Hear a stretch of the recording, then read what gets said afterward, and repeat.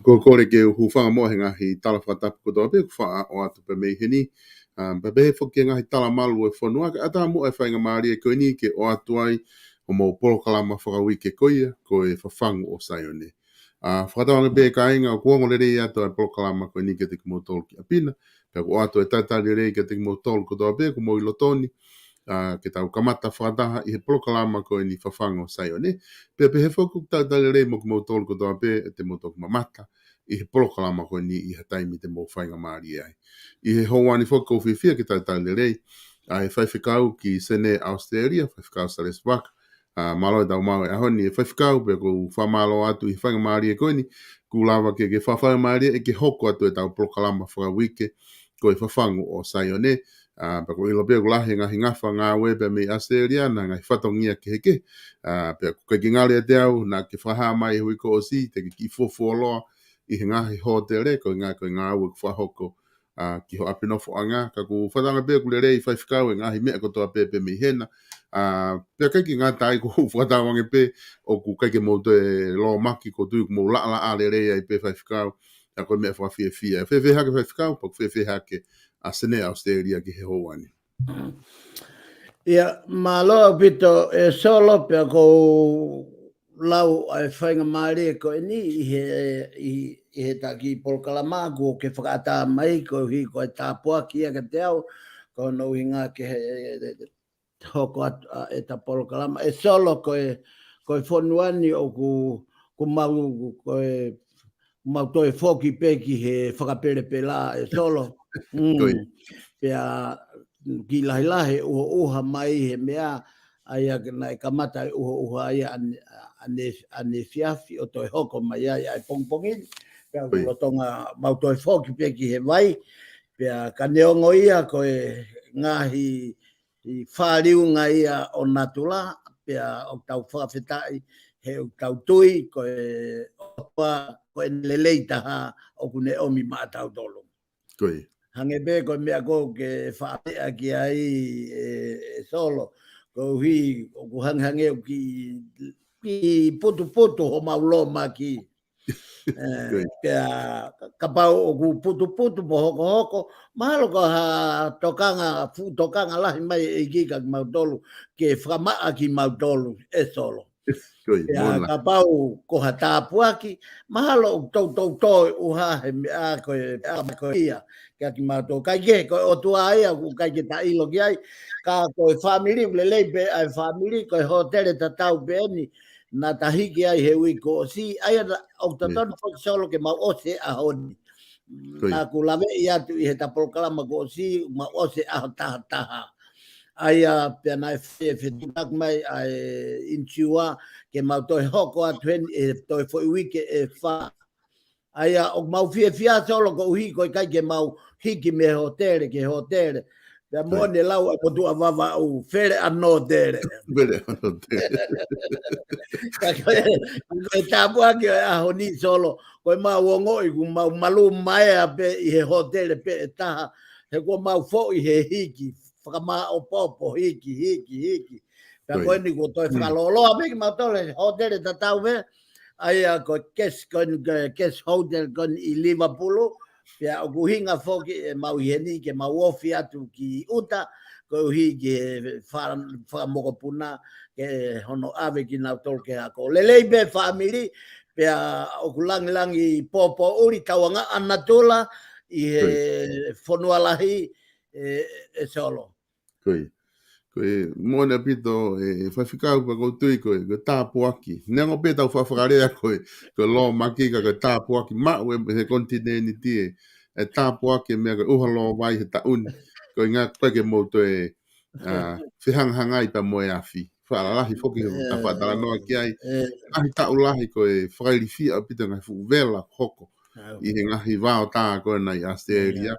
Pero tu mahalo ku e saia nge kakai toko lahia ke moko mai uhaha vela mai e awhi ka ku ka ku fo pe me ko to ko na ku lere pe ko o ta fia pe fa ko nga ko e ke lava pe me nga web mo internet mo nga me pe he nga web me hotel ke lava fa hoko ta POLOKALAMA I he wike ko o si foki fa na ta tala no ai ke nga ka venga ma inga apito na ta tala no ki ai I he wike ko o si tau te fito ke ta wha manatu ko ia ngā hi visone na ai whai ki ai e ta tala no he ngā hi POLOKALAMA ka ko ngā hoko he ngā hi ahoni ai ngā hi whakau kau ko e tau te fito ki he ngā hi pōpoaki na mau me he hopo ko ia ai e ko ulotonga whakahoko I tonga tapu pe ku mau ngā hi ola ko ia I he ahoni o ko loto ke taki mai ta whakau kau ke taki Foki mo ke nai ai whihui, nai o mai he toko taha e whiwhakau kau koe ni. Pe ko tu mahu inga ke taki ka mata aki pe ta toki hoko ate ta POLOKALAMA whiwhikau. I he whakau kau koe ni ko o mai he toko taha koe ni. Pe o ku tonu nai, ai kone whihui, ai POLOKALAMA FAFANGU SAIONE ma ngahi visone ko ia, ma ngahi pōpoaki, ko o mai ke whahoko ko ia ke whanua. Pe kone tala whiri pe o ku to tonu nai, hono tukuange e ngahi visone ko ia I he media hange ko ia kuta o atu ko ni pe o to tonu ange nai ke tukuange pe hanga tonu pe visone ki he ni ihi ko ia o whakapatonu ki ai visone alu hanga tonu pe whika au ka nau tolu ka au e fau mai he media na toki a o te popo aki ia ko visone a te volo wa o ki he ni ihi ko ni e taini o fau wa he media ka o atu ka tiko e whika ko tui pe koe ai whakamatala me ai me ta whaaki ko ia te ke lawa o mai me ta whakawhalau maari e ke whamama a ke whakau kau koe ni.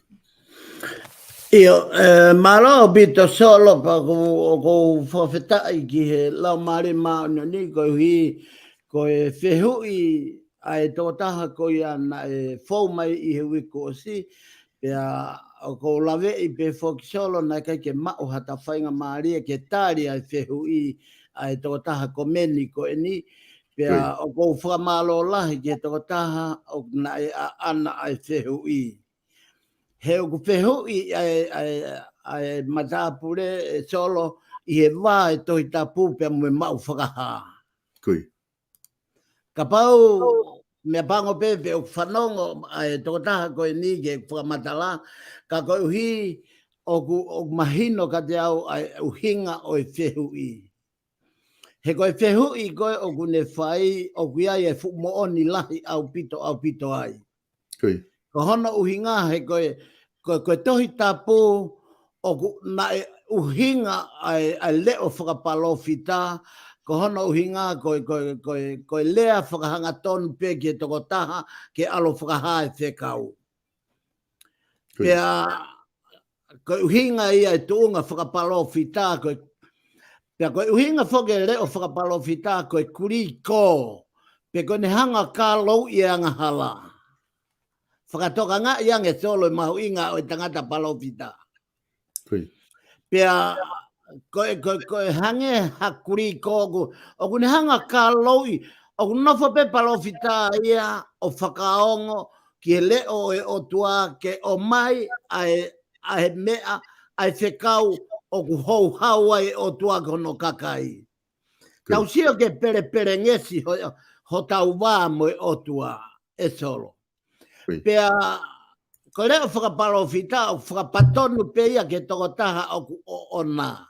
Tai, o koe viso ne e solo pe koe mau whakaha o kalasi kehe.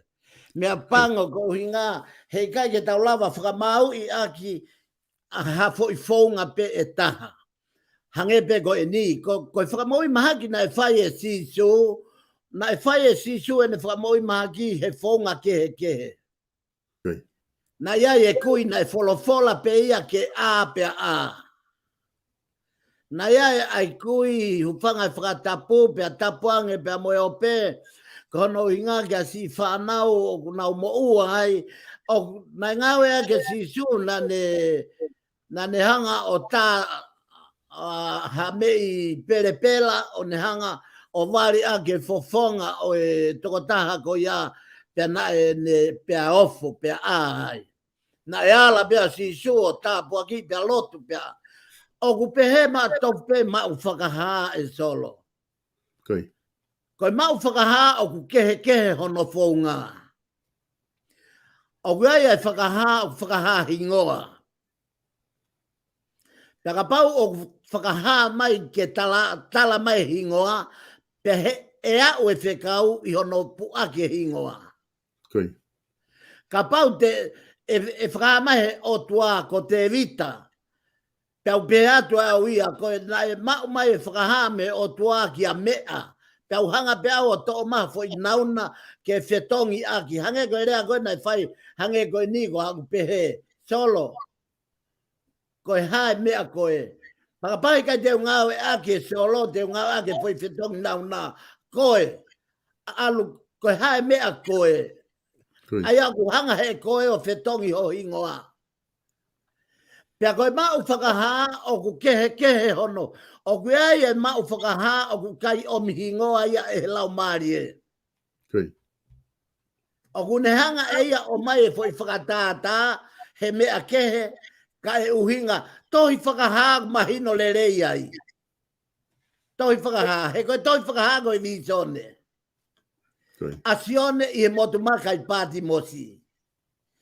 Pea o ku hanga o mai e ia e lau maari e ia I he hingoa kehe, ka ku uhinga ia ke tokotaha kehe. Mau kotoa ai whakamatala uhinga e visone mo mau whakaha, me tohi whakaha mo tohi tāni e la sai. Ka ukai koe poinia ke nofo e ko ta nofo e whehu I. Koe whehu I e mata purena ne pehe, pa ko fia au he ne whehu I. He toi mama pa toi loloto angi ai e tau sio whakavisone.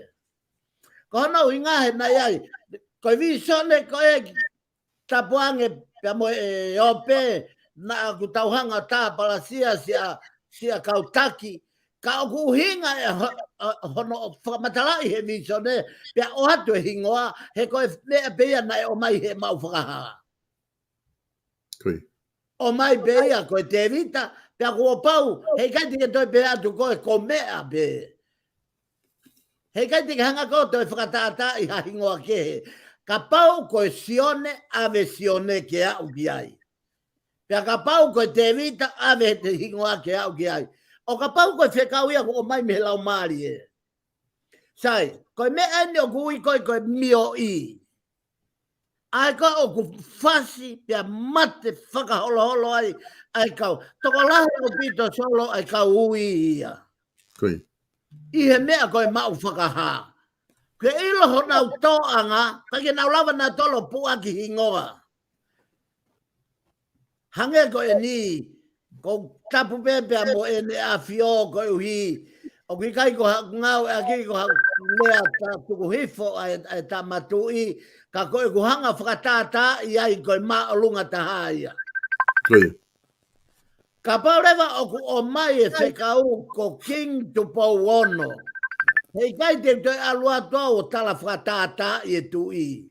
Ka te upua ke rea King Tupo Wono.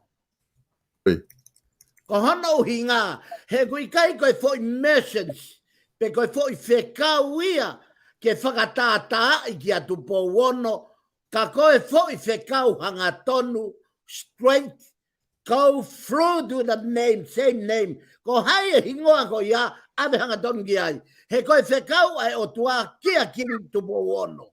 pe ave ki a king tu po ono. Koi. Fai whekau toke tā po hiva tui o ne toa, ave hanga tonu pe puake ingoa. Ke oua toi mahalo kovi ua ki ia. Oua toi mahalo kovi mai kau fai whekau koe, koe uhinga meni kau, koe uhinga meni kau. O ke sio ke toi whanau e anga hala ia i hono, aia koe fo sio whakamata le solo. Koi. Ka koe viso ne ia o ki kai ko hame ia ke whakamata lelei pe lufi i whakafonua pe foi ulunganga whakatuku whakaholo. Ka koe mau whakaha koe hangatonu person to person. Koi. Mau mahino pe, pa koe ngai whekau ia solo o koe kai o mai hingoa ia. Ka koe o mia hange koe ta to pulonga e toi whakaha pe koe mau whakaha e toi whakaha. Pe koe tō pulonga e toi tāniela, pe koe mau whakaha e toi whakaha. Paka pau o mai hono hingoa, o ki kai o mi hingoa ka o mi sioki he, ta whakatata i solo me toi whakaha. O ku tala no e toi whakaha ia ki futala koni, ulu fitu. Ka kui kai koe uhinga ia ki tala koni. Ki e manu koe koe tala koni.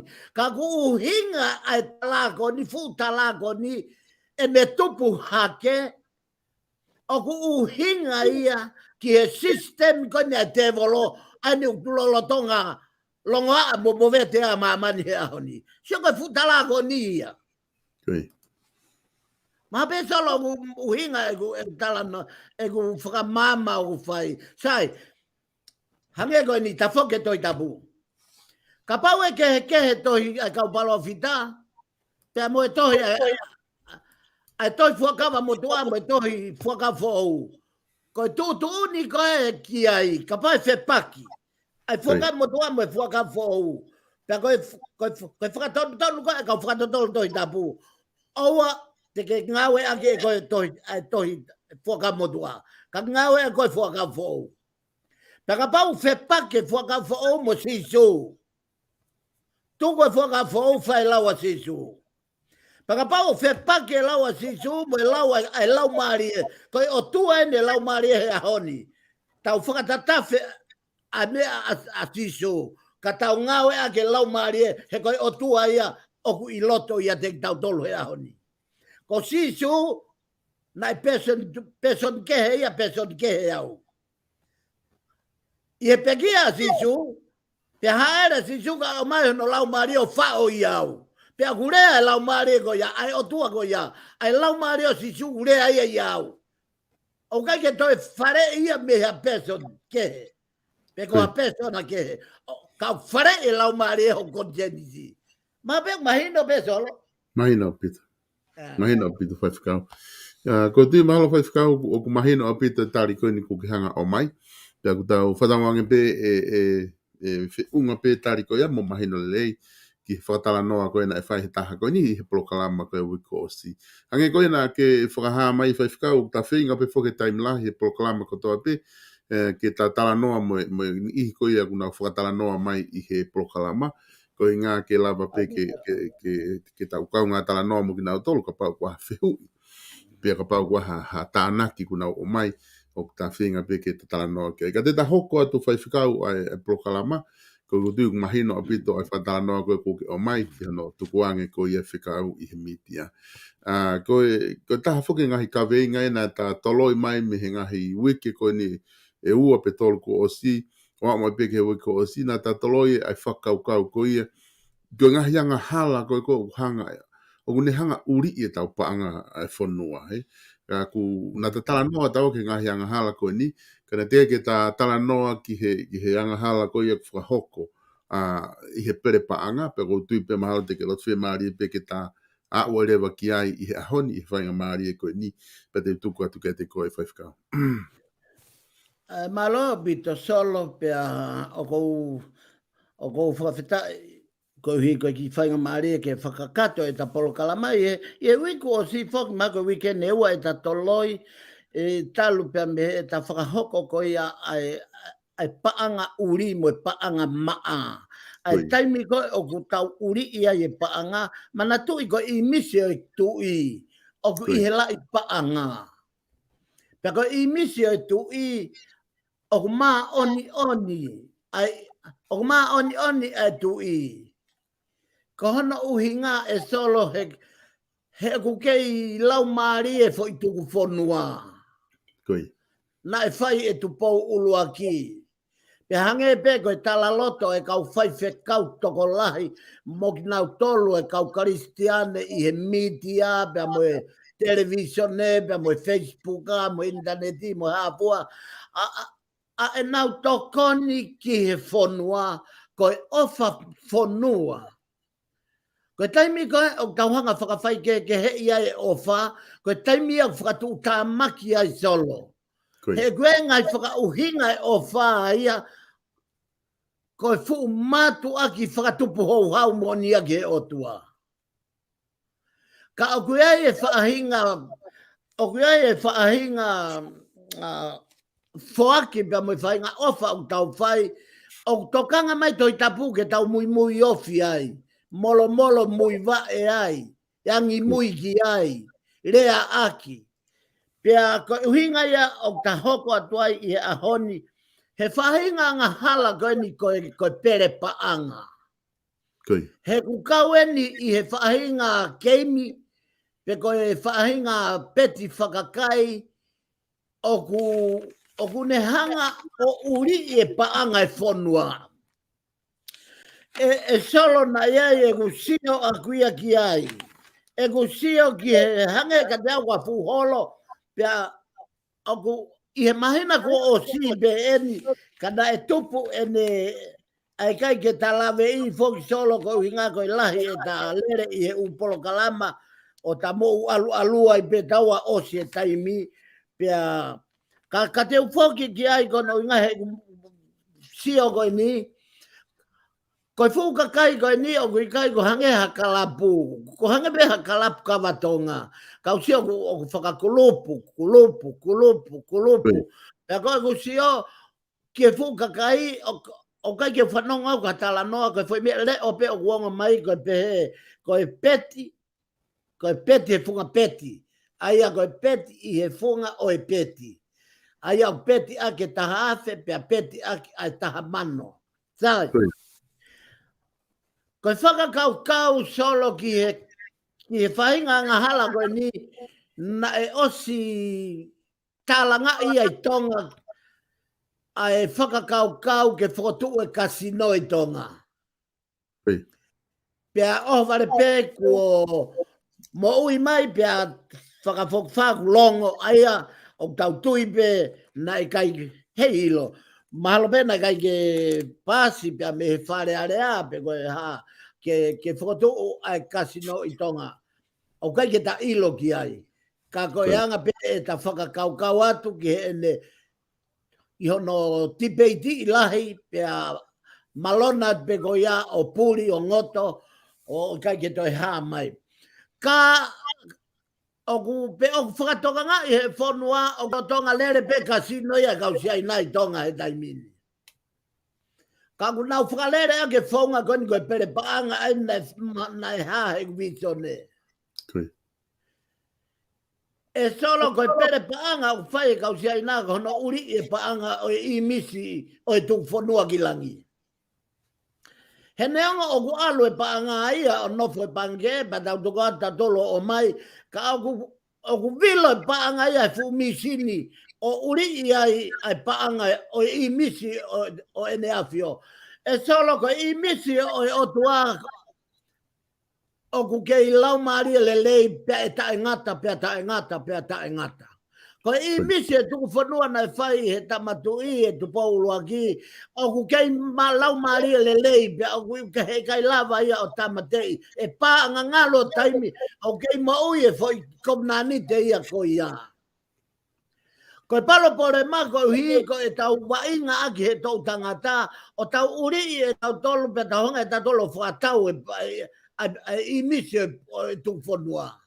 Pea kai ngata I misi e tuk whanua ka ko hi ko e area pauna e whai tu pauluaki pea moe tu I pea moe o tua o kuai hono puha fuakawa. Koi. Na e whao kotoa ai u konistu tone ko ia. Pea koe whehui e au ni he koe whakakau ki tonga he au ni more pue whakawa. More malohia e o tua. Whakatonga e en solo. Koi. Kai aia whanua, maha fuloloa pa ke ta alu he whanua. Tamai mo whae mo ki whanau.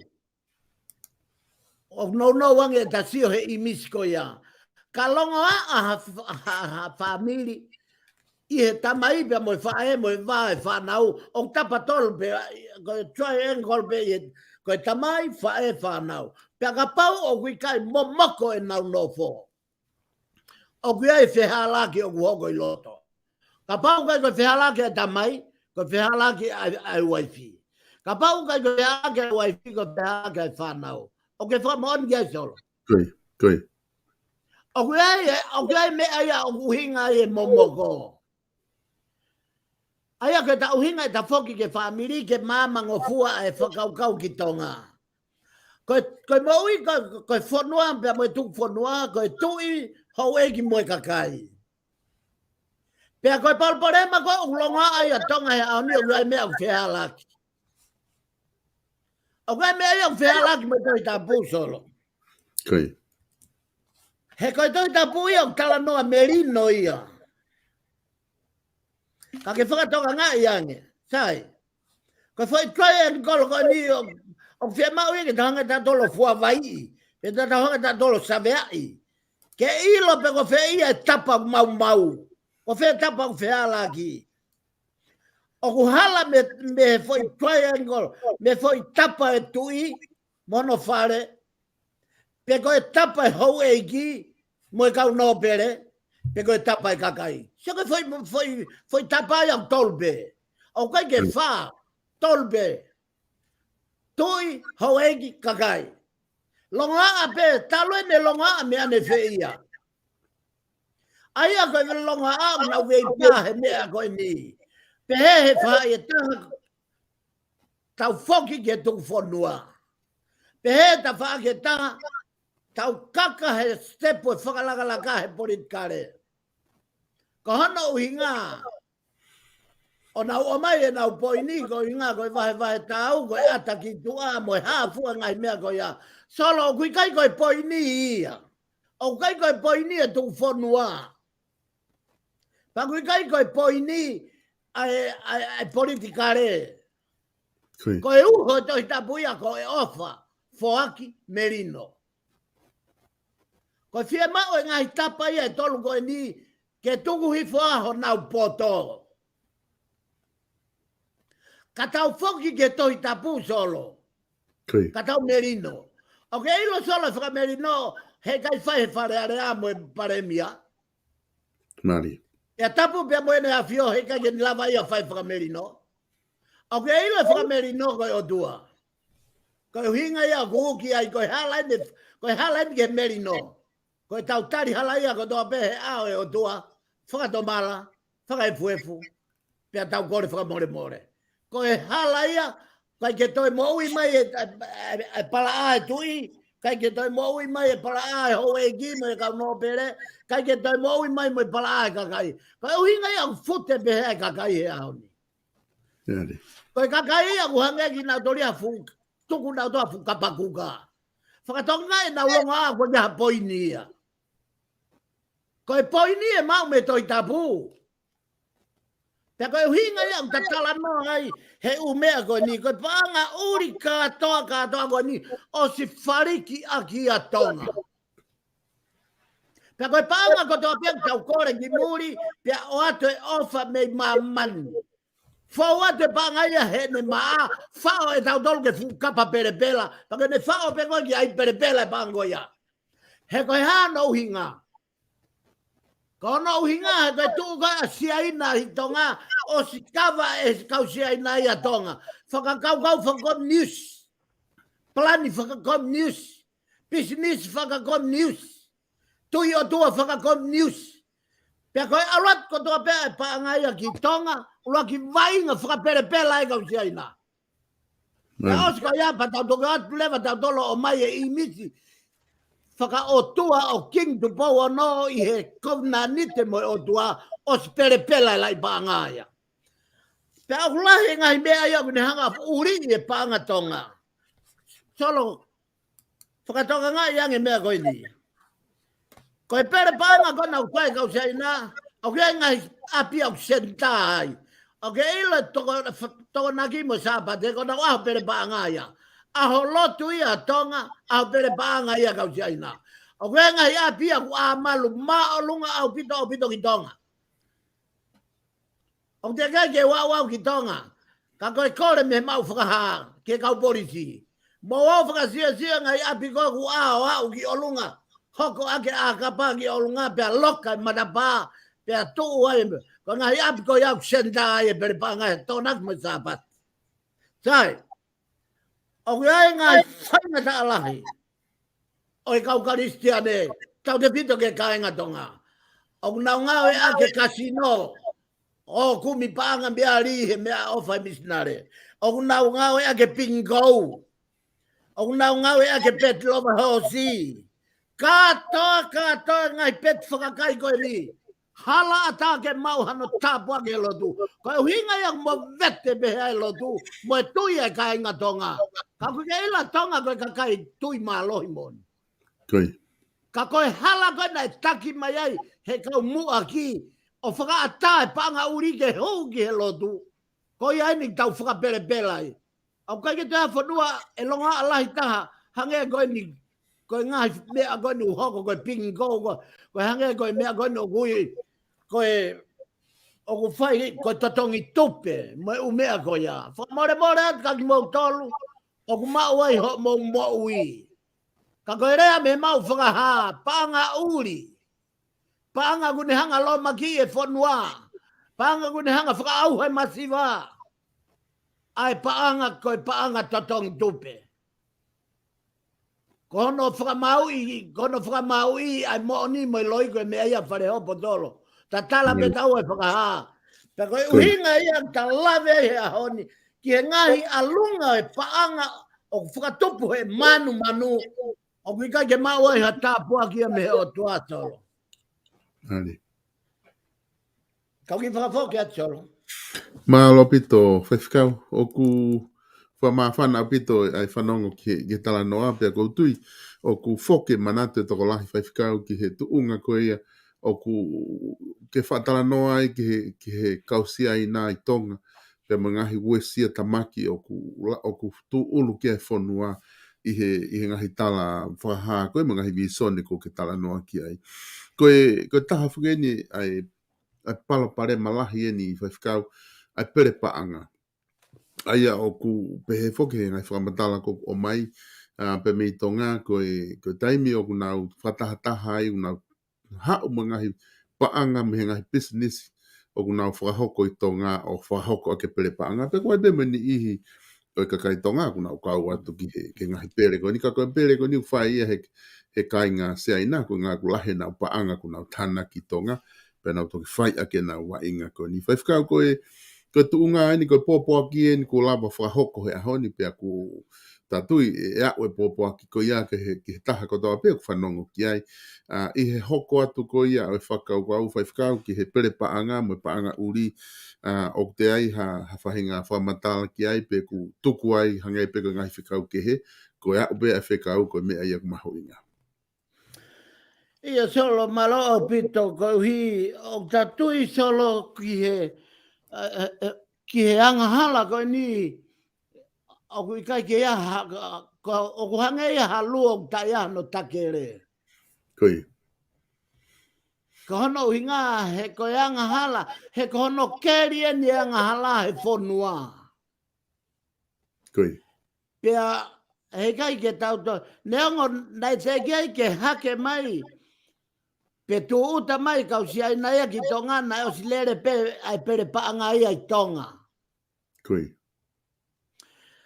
E solo ka taki tu ai ka o te ki tala noa whakahua koe ni solo. He koe mea ia koe ni koe hoko tonu pe ia i hoku loto whare pe aku ata pe ia ke urea aki pe e au. Mai. Nai ai si he tangata e ki na de whaiva ake pere paanga. Sio te kai ke hake kau si ai nā ia. Koi.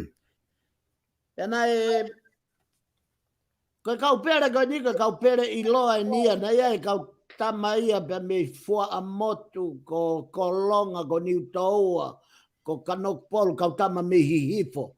Ko kau tama nia na fu mo ia pito e nau whai pere paanga na na wao e nau pere paanga nau tolo o peti aki pe sari o te ko ho si ko whare.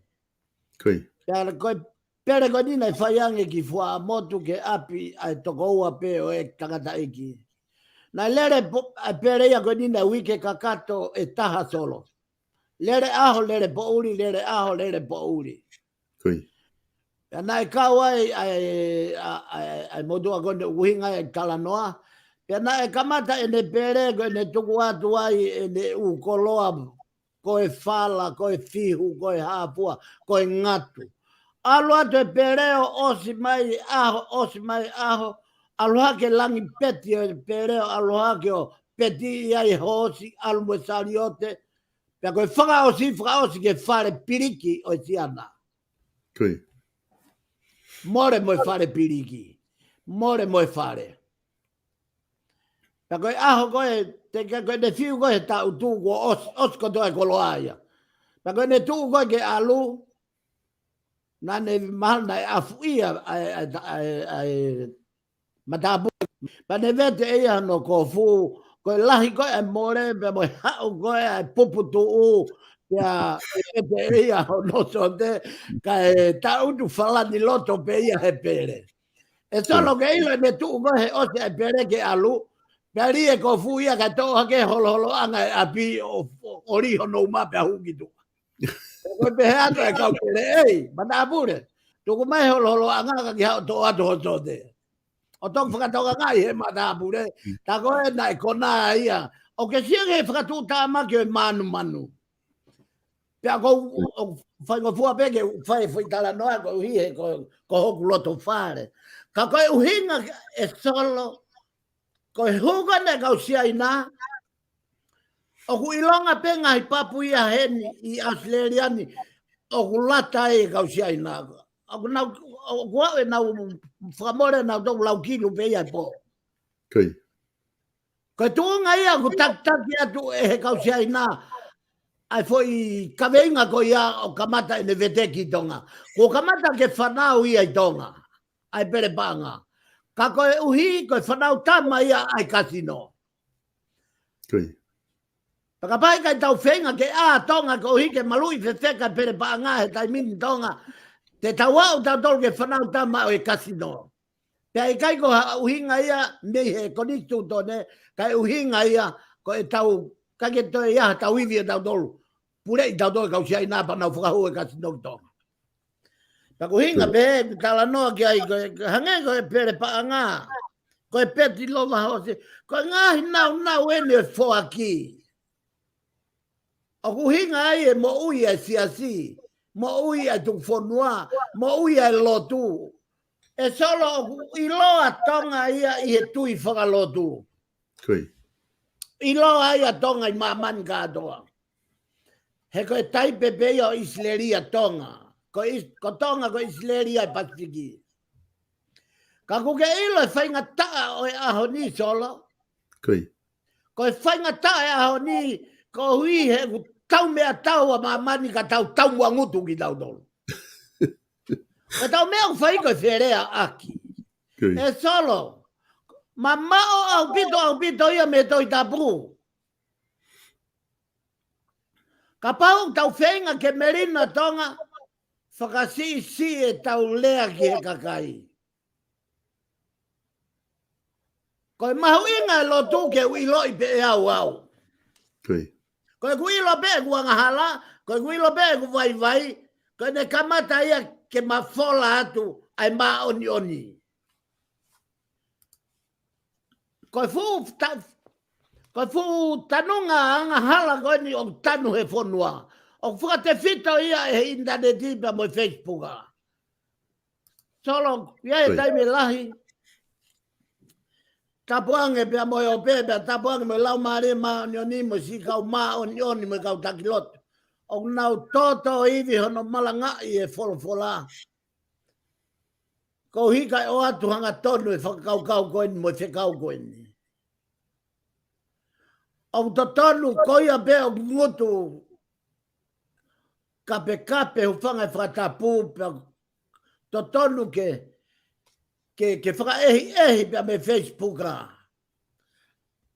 ko hono hinga he tauto mamani I e Facebook a pe a lava ke tau feulu lufi no fo o ke pe ko fonu a loto atonga ke taaki hake a heri taaki hake e tau vai o fola ia de Facebook a ko ha sio mari e pe no ko tau nga e pe tau rea solo ka fatu ta maki he mo e o tua o fonu na tatupu ai kono fatu ta maki ko hinga ia kore pe me ko anga hala ko to ko ni o hu mo ka sia ina o ke nga me fraliri fui a va veni au pito mai ko o sia ata mai ia ka ku hinga ia to kanga ki tonga he ka pau he kai molua tonga ke nau punau apa tu lolo ke o tua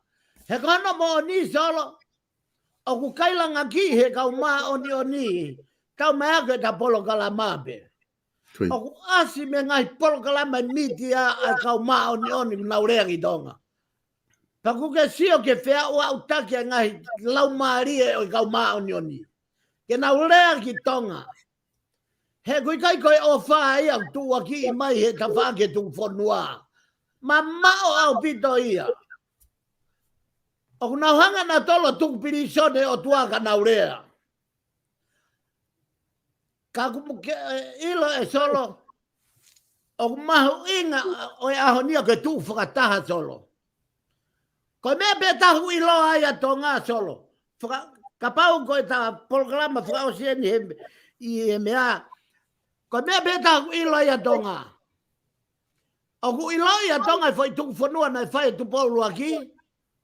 Pea ko hono iwi mo hono malohi. E whakate fito ia me he mama ho tau ata mai. Ke tau hanga whakalere whanua aki I he tuunga whakapolitikare. He ku heka politikare he civilise. Tau mai a e lava ke tau toi toho mai e taha hiwa hongo fulu. A hono mea tokoni. Ahono ipu, ahono hu, ahono sepuni. He na e whai aki pe ho tau nima. Koe ahoni koe civilise ko lalaka. Pea koe o tua ia. Koe o tua e lalaka, koe o tua e move. O ku kai koha o tua e tu mao o tae ngata. E tolo. O tau ilo e lahi e o tua ko hi, koe civilise. Pea koe taimbe tau tala noa civilise ai. O ku hanga e he politikare o whakangingila e tu whanua.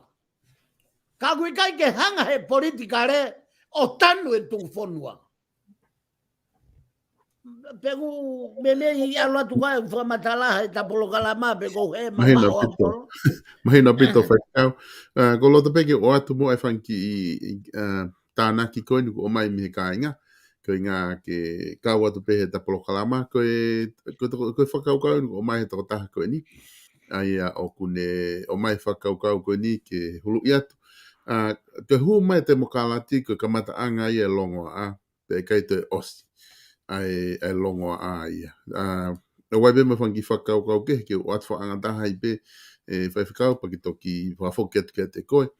Koe whakau kau e taha ko o mai e he ni I kona o pehe o ku kau pe kau no pere. Pehe whaku kau pe mo kau polisi. I he prepa anga I tonga pe ko tu koe palapare malahia o hange koe whakau kau koe ku ke hanga o mai. Koe whakau kau enu ko mai taha koe ni. No whakau si aina ko penga e pa anga ato ngā aweki si aina. Pe toenga koe ki tuku hau e masiva, te hanga te kau taksi o kita e pure anga kupenga. O kupenga sili e ki toenga tuku hau e masiva os. koe whakaukau ia ko mai taha ko ia. Pea ko tuku whakaosi, o kange ka te au kange ha whehu I pe ko ha whakaukau ko te o atu pehe koe ke fu mea. Ka pau te ke alu atu o iai haluo, te ke lue ai pe te ke toe awhe. Solo ki I whehu I atu ki he ankolo pe ko haene tari. E ko te maha taha pe inho kainga. I whakau mahalo ka whaki tāna ki pe ko o atu ka te uwhawhoke atu koe. O ki hulo lahi mai e uwhe e lawa ke talu e lue taha mahi po tolo. Ia, lau pe ke taha taha pe. Tuku mai ange Ai ka o ata ki whai wheu ulo aki e. Kau ki atu wheu ulo aki. Ai a koe, ko te tala noa whakatau e si aina. I te uesia ko whahauka kau se aina I tonga, paanga uri. Ka ku hanga taha ko ni o ni tala mai koe te mokala ti koe kamata anga I e longoa I tonga. Io, e solo koe temo kalati o kai koe kamata o kai koe o mahina pe temo kalati na I kamata pe atu po ulua kia mo temo kalati. Koe. Sai, whatonga e mea upuri anau tolu. Ko hono whakatu e ko nistu tone koe kamata anga e politkare. Koe. Pe ku tui ki ai, pe ku kai ke tui ki ai. Ka ke whakatonga ngai mea koe ni solo. Nai kamata pe ai o koe ke totongi. He koe, sio koe kamata ia politkare koe ngā ua ke totongi. Ma tui ki muana kai ke totongi e te ofa e kai ofa ko to tokoua, ofa ko to family, ofa ko to kainga. Mea ko toa pe, ku ave pe, tona ki, ku o pe ave ke 250 de. Koe foi, no foi a kainga. I kai koe ia solo. Koe. I he kamata anga e totongi, koe whau he whare area, pe nau pehe ke oanga he wahenga e tui. Whakatonga ngai na nau o ave ai paanga ke totongi ki he tui. Ke tu pau luaki. Pe ta fului na do he tui o talange. Mo o whakafoke paanga e whare area. E solo nai kamata pe te mokalati ia me ibe o kai ko to kamata ia ta hima hongo fulu. Nai kamata te mokalati me whakatu e konistu tone. Pake hanga whakatonga ngai e whotu e konistu tone o kamata te mokalati. Nai whai pe kai haa ia mo kai paanga me iai. Tapu ange. Pea mo e talea ki he. Ki mui ke ngai tau. O whakapapa e ngai tau e tau tangata. Na iai pe nau whihala ki na wala pe na toke panga purenga na nau to'o pe nau tolo panga. Kadai kai mau. Ko tau unu mai nia a tau tolu ke au mai ke taimi o e kuanga whakaosi ko e iwi e lau maare maa mioni tene ngai a taake ngai whakapuripuri ko toa pe. O ku ta wha POLOKALAMA ai solo. Ki he ngā au e lau maare he ahoni. Ta koe ilo no whakatū tamaki, he koe mamange kai haa he ahoni, ko hono ilo he teknolosia. Koe. Sai, koe uhinga ia e ku kore koe o kui kai, pia koe mo veu nai kai ke toki kamata ia he uaf, nai kamata pe e nau hau a nau toluia I he tuunga, nai hoko pe mea tatau. Nai whai pe ai tai whewhi maria aki, nai whai pe ai ala noa ia ke paanga. He tau kei tangata solo tau kei mamani. Koe. Ko he wani pe kai ke toi whai ai e kai haa. Ko mamani ia, te tau ope ta tolu he lotumo e kai haa. He ka pau kai ke kai haa ho tau nimau kai haa ho tau loto. Ka pau kai haa ho tau loto kai haa ho tau mata. Tako e hinga ia ko na ta POLOKALAMA I pohanga whakafoke te mukalati ke kamata anga koe o honongo whau o mamani. Koe kamata I whakatutu e te mukalati. Pe koe politikare ia ki he universi. Tala noa whakatohi tapu tau ai. I he politikare whakatohi tapu. Ko hike o mai e tohi tapu o mai o whakaheke heka e politikare koe ni whakawesi te. Kai mama ai politikare whakawesi te. Nai kai ke toki kamata ia. Nai kamata pe mo veu ia mea iwi mo a tama. Koe. So ka taimi e koe whai ngata ai e tau whetu. Koe tāria ke whehui ko ia. Koe tāri ke whehui ko ia. Ka pau koe na toki I longa, na toki asi, I he wafe hongo fulu.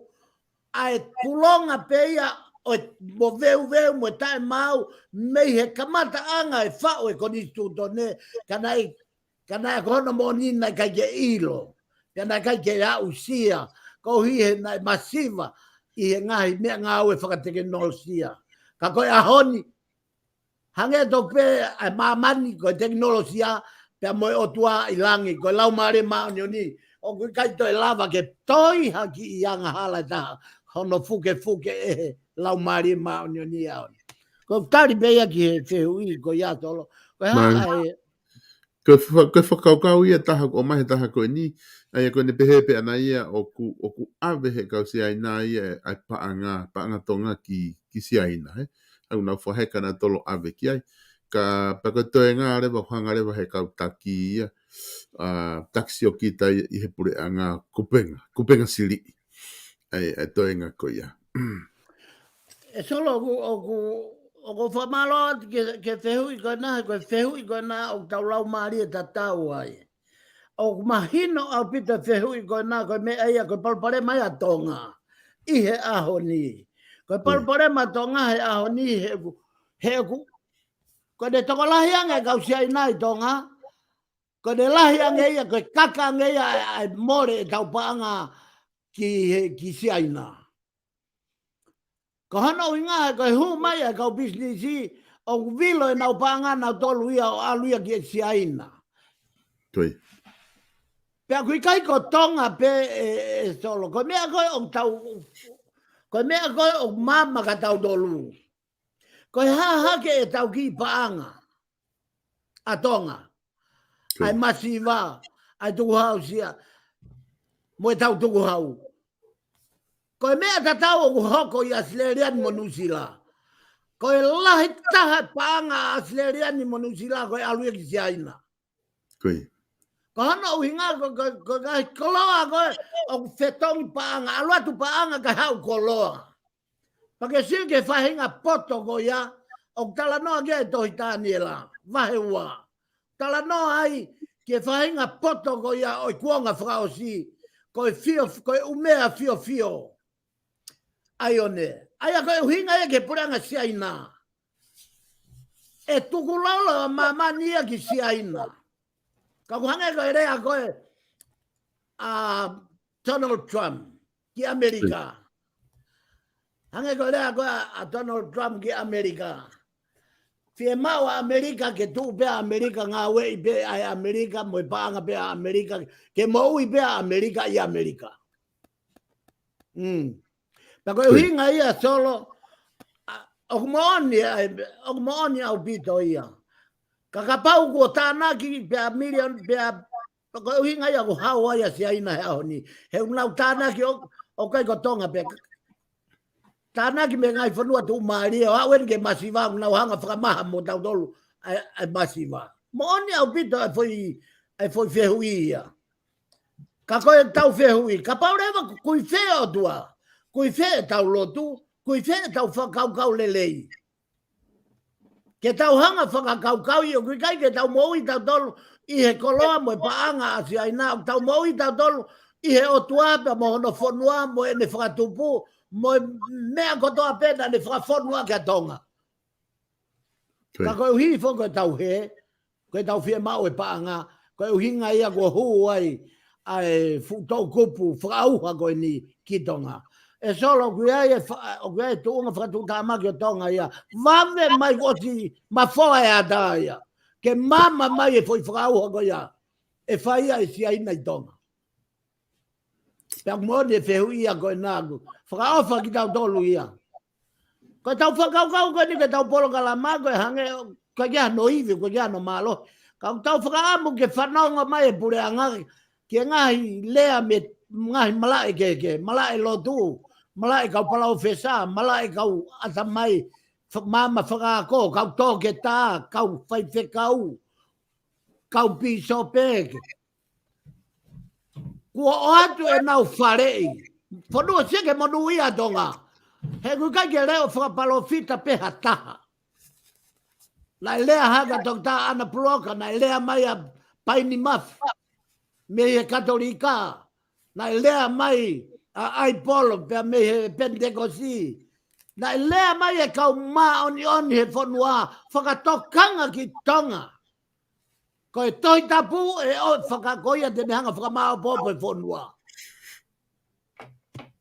pe moni ai fehu ia kona na fai whakaofa ki tau tolu ia ko hi he moni ia e au ha tau panga ta tolu no whango tai e siaina pe e ave kono whakalolo mahe ka pau koe paanga pe solo ka e ave paanga ave mo e tau koloa mo e hina ave mo e hafua o whakaosi mai ki e tangata mo e whewhine ave ki tau tolu o whakangau popula i ki siaina ai a koe foi ngai popula ko iai pehen te ke tui kia sihova pe te ke punou ke mau fu otua Pani mau no mai e tani. Maria. Pe hui o ko tolo. Ko tui mahalo ko whehui o ko e ko mai pe taha ko ni whakaukau o ne ko whehui o ko e na mai he taha ko ni ka nakai ki uilo pa ko uhinga whehui ki he konga wheho whamatala ana ne o mai e whakaukau ka pau te ke aluato kui ai haluo te ke afe pe te ke pe ikai ka ko tui mahalo ko tokanga hamea he whamatala ko ni na whakahoko i loto na makatu ngai ai whehui e toko taha ko ni ka neo mo ia Io fai ficare, cadê tu quando pega coi? Ia ko ui ka tupo ke kila e whiri he kana wasi mai i la he mea ka pau te ke aluatu o kui ai haluo te ke lue ai pe te ke afe. Solo ki whiri atu ki he angolo pe ko e metari. Na pango pe ko hui he kai ke o mai ai whiri ko hui ke ne whakamahino mai ai whehui pe uhinga ki he ha e ne whehui ka te hoanga pe o analyse o whehui a hono tari o whakatatau ke whehui ai ako ne pe mai pe kapa te ulue atu o kia halua te wafe pe e solo ko e vare pe me whakasesere alo atu pe o sio ke luo ka homo ai pe ka paurewa o mai a common sense pe o mai ho tau ata mai ke tau ilo le reimo e kovi kai ka pau ko e luo o kuto ai ICP he tala noa whakatata pe koe pala polo a tisu ki he mau e sa pate ko hi ko lue atu o si i loto i he luo hasipi ko harewa ho mea e whai o se whakamahina e sisu tuku ho ki tau hi lao au ala ko whai fo i ngā we he koe o tua e whakamoi o kai koe o tua ia o full time ki a pehelu i kai koe a tolo. Koe. Whakapau rewa koe lue atu a tangata whai whekau. O alatu o sio ke luo. Whakapau o kuke pehe e koe o sai peke ke tō. Ai a kua hona mōni o kuhanga he whehui o whakamahino pe ukia halau maari e tangata koe ia pe kai. Mari. Pe kuhange pe iha mon manu. Ke aluat pe sio ke luo kai tō ai pe. Koia koe kutari ki ai. Koe mea ko toa peko o mai o toa o tau konsenisi ke tau lea ake mooni, pa tau lea ake, paka koha mea ku loi, pa tau tala e loi. Paka pau ko uhinga koe whakaaringa rerei, o kai ke tuu he toi tapu, ai whakangaringari, mo e whakaaringa rerei. O ku tuu he toi tapu, io, ikai. Aluatu o kui ai hawhainga ta maki, tokoni. Paka pau ko alatu kia haluo, afe na ke tō ai pia, ka ke au e kōsperi. Koe. Mahalo pito whai whikau ko tui mahalo mahino o pito tari ki o mai. Pea ko unga ke talapa te au ki he konga whaosi koe na ta whaam koe ki ai ki ta whaosi aki i he konga koe polokalama ka ko tui ko unga ko ta taimi whai whikau te uatu ka te koe ki wha maa opo mai pē ta polokalama ai ka ta toki hoko a te wika hau i ha ngahi whakau kau. Malo pito solo ko fa malo atu o pito i he whainga maari e lelei ko ke tuku mai o ta whakakato ai e ta polokalama. E solo koe ta whakama o polokalama e aho ni o ko whakamu ke whakama o ta polokalama pia me he malanga na e whai e he whaiwhikau ko Reverend Dr. Sione Latu Kefu.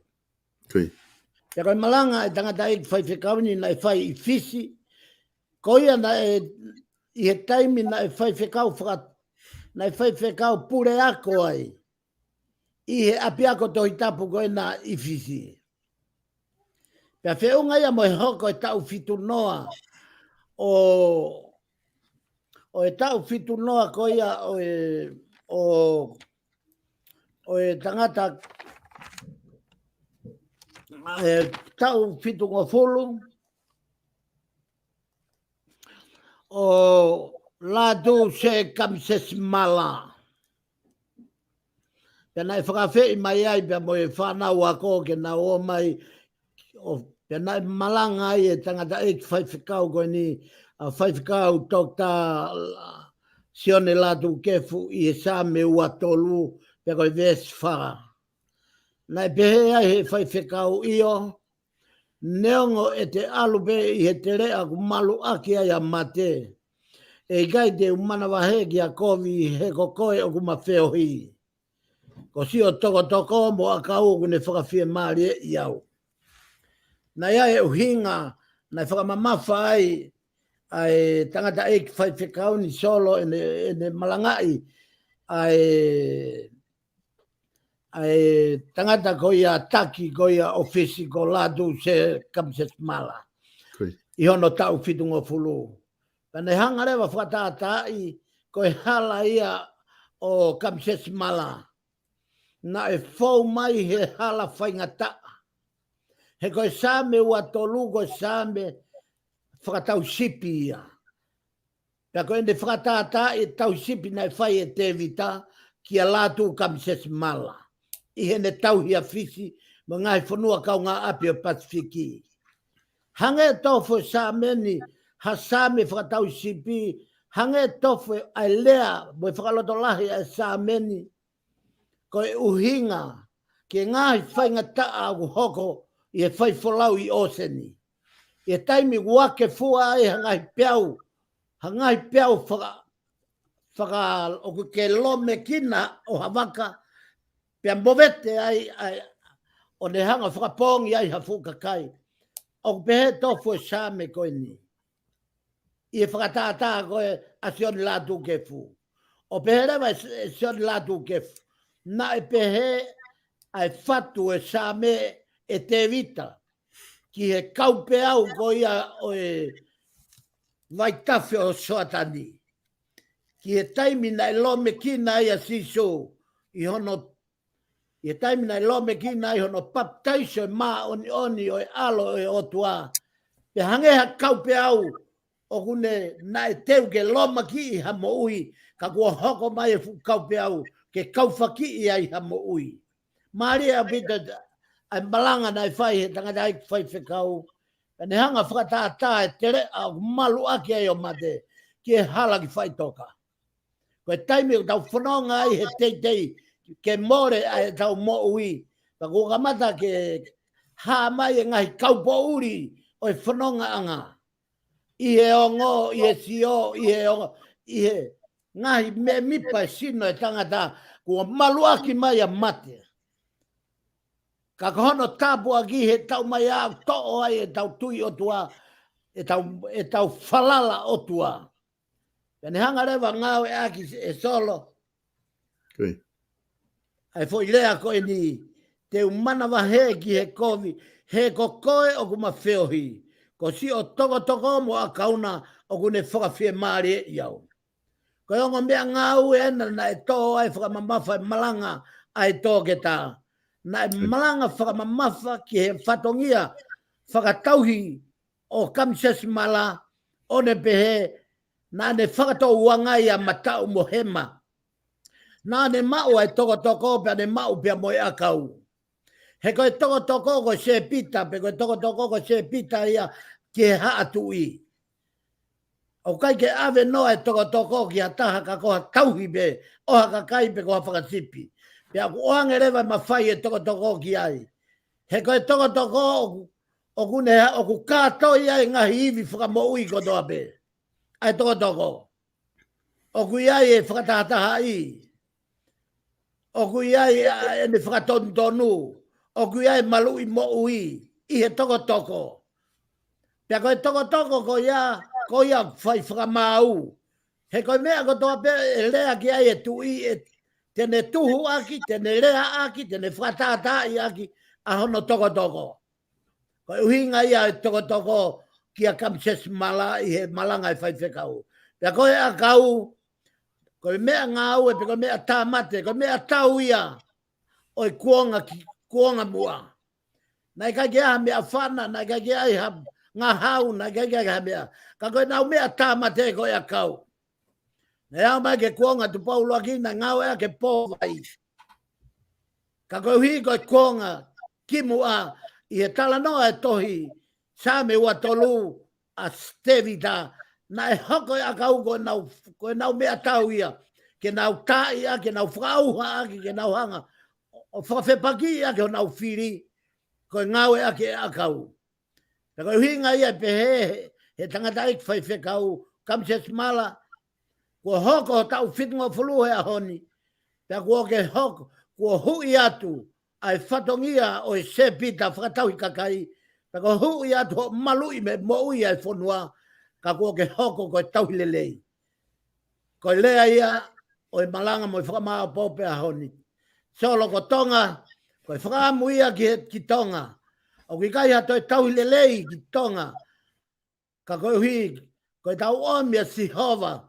Ke hao hoko atu ho tau hi. Ke hoko mai mono sepita whakamau. Hoko mai mono toko. Whakamau opo kakai. Hoko mai mono toko whakamerino kakai. Ka hono hinga ke whakaauha aki. Ai whiri, aki ai akauta mate.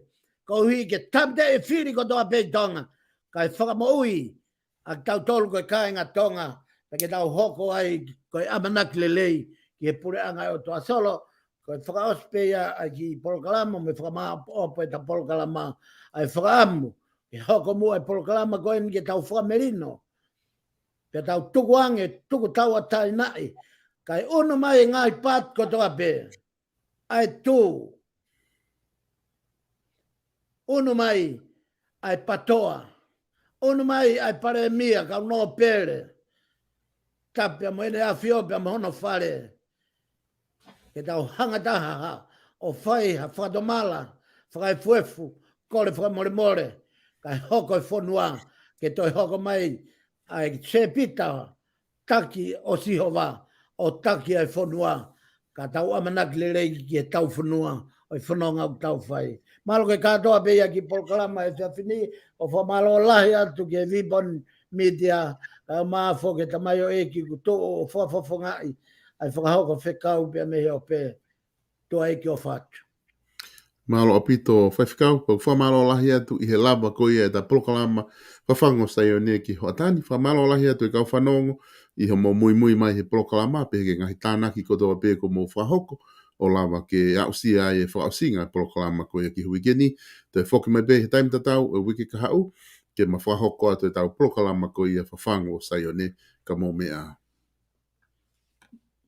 Malo apito